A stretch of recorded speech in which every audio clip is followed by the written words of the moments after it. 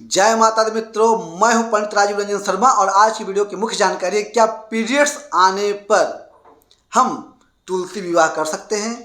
कार्तिक मास के शुक्ल पक्ष की पूर्णिमा तिथि को गंगा स्नान कर सकते हैं, कार्तिक स्नान कर सकते हैं और कार्तिक में सारे जो पूजा पाठ होता है वो करना चाहिए महिलाओं को या नहीं करना चाहिए। सारी जानकारी इस वीडियो के माध्यम से। तो कार्तिक मास में अगर माता बहनों को पीरियड्स, जिसको कि मासिक धर्म भी कहते हैं, या मासिक धर्म या मेंस आ जाए तो आपको पूजा करनी चाहिए कि नहीं। तो सबसे पहले आपको ध्यान देना है कि आपका पीरियड्स किस दिन आया है। अगर जिस दिन कार्तिक स्नान करना, अर्थात जिस दिन पूर्णिमा को स्नान करना, अगर उस दिन पीरियड्स आ गया तो आपको स्नान करना चाहिए कि नहीं, ये जानते हैं। और अगर तुलसी विवाह के दिन आ गया, अर्थात देव उठनी एकादशी के दिन अगर पीरियड्स आ गया तो उस दिन पूजा करनी चाहिए कि नहीं, या पूजा का लाभ कैसे ले, तो ये देखना। या उससे पहले आ गया तो पूजा कर सकते हैं कि नहीं।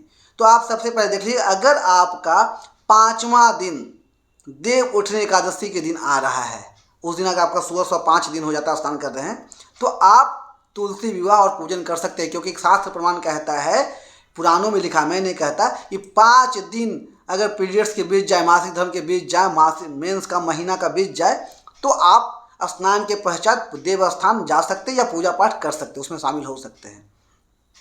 और यही बात उसमें है कि गंगा स्नान करते समय अगर आपका 5 दिन पूरा हो जाता है उसी दिन, तो आप स्नान के पश्चात फिर गंगा स्नान भी कर सकते हैं। पहले स्नान करना होगा 5 दिन बाद घर में, और तब जाकर के आप गंगा स्नान करके और सारा कुछ कर सकते हैं, पूजा पाठ कर सकते हैं, तो गंगा स्नान का भी लाभ ले सकते हैं। तो 5 दिन इसके लिए पूरा हो, 5 दिन नहीं हुआ हो तो क्या करें। तो इसके लिए आपको मानसिक पूजन करनी होगी, जिसको कि मानसिक पूजन कहते हैं, जिसका कि अनंत फल है। तो आपको क्या करना है कि अगर 5 दिन पूरा नहीं हुआ है तो आपको तुलसी विवाह नहीं करनी है। अपने हाथ से तुलसी विवाह का स्मरण करना, किसी और से करवा देना है, वो करे, आप बताते जाइए कि ऐसे करो, सामान को ना छुएं, उससे भी आपको लाभ मिलेगा। और अगर कोई नहीं है आपके पास तो मानसिक रूप से मन में ऐसा सोचिए कि मैं ऐसा कर रही हूँ, भगवान नारायण को मैंने वहाँ बैठा दिया, यहाँ ऐसे कर दिया, आपको सामान नहीं छूना है।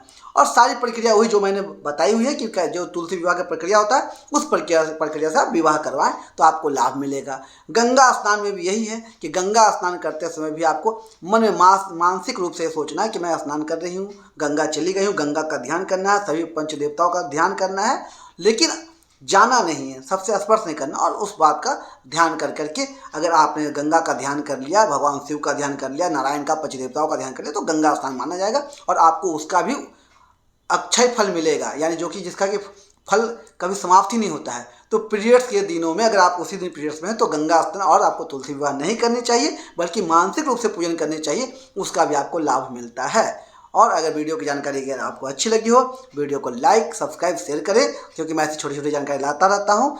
जय माता दी।